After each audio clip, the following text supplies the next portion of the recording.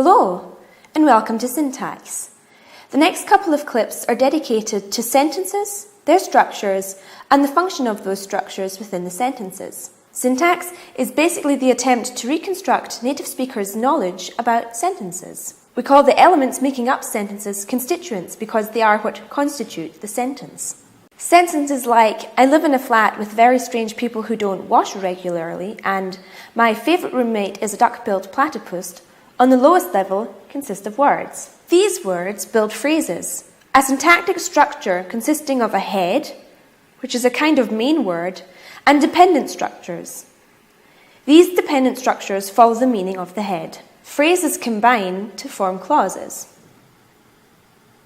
In some cases, we would naturally feel that some elements belong together more than others, like in a small apartment, where we can naturally distinguish different areas and see, okay, the bed and bedside table are the recreational area, and the table next to the bookshelf must be the area dedicated to studying. And all the cupboards filled with kitchen utensils must be the kitchen. The same works for sentences.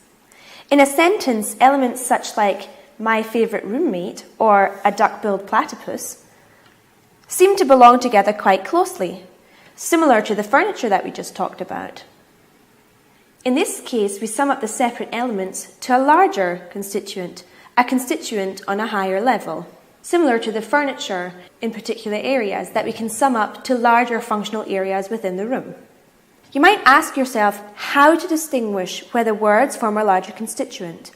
Luckily, linguists have come up with a number of tests to find out exactly that. The first test is the Proform Test. A proform is a form that can stand for, something else. What you basically do is substitute a unit you are unsure about by another form. For example, my favourite roommate might be replaced by she, or very strange people could be replaced by they. If the unit can be replaced, then it is a constituent. The same as live and is can be replaced by the proform do.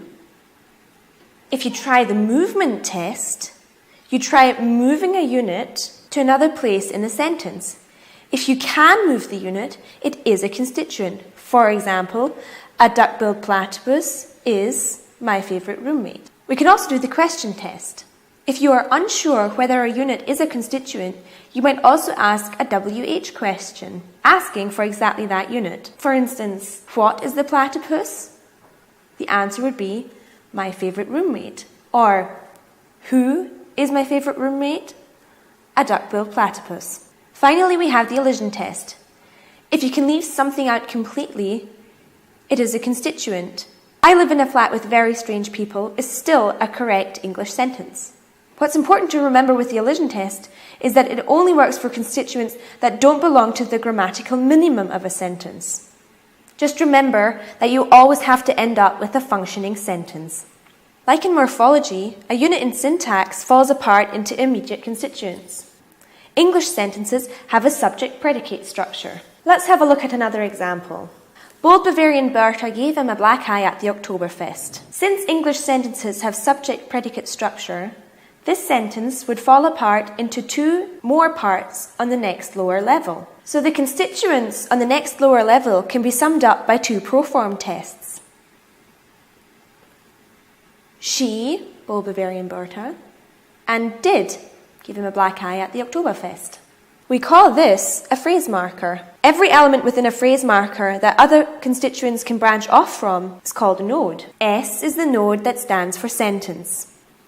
She and did are immediate constituents of S, as they lie one immediate level below in the hierarchy.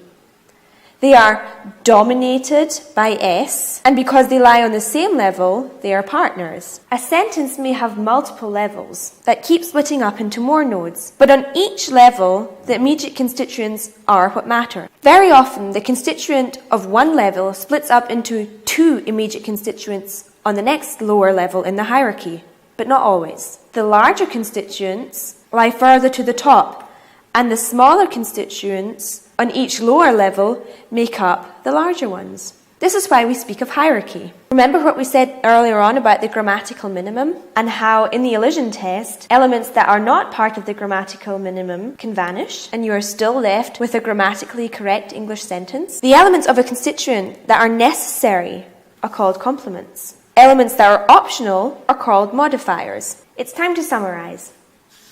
Syntax is an attempt to reconstruct native speakers' inherent knowledge about sentences. Sentences consist of words, which build phrases, which build clauses. These are elements of a sentence, and these elements are called constituents.